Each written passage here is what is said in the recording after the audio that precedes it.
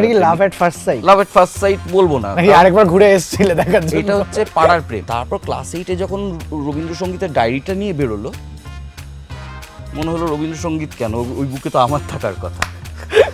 অনুভূতি বদলানো উচিত।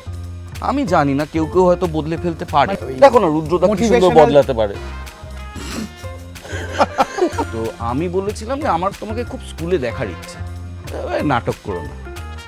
নাটক ঠিক আছে, চলে গেলাম প্রিন্সিপালের ঘরে একদিন, গিয়ে বললাম নমস্কার, আমরা তখন তুমি তো পরিচিত নও। না না, তখন থিয়েটার করো শুধু। হ্যাঁ, থিয়েটার করি, সিরিয়ালে খুচরো কাছে, না মুখ দেখে চেনার মতো কিছু না।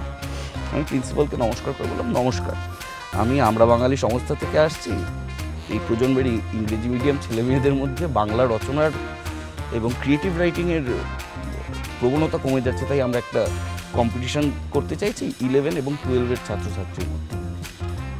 হ্যাঁ, যান যান যান। তো যথারীতি প্রিয়াঙ্কার ওই মুখটা আমি কোনোদিন ভুলবো না।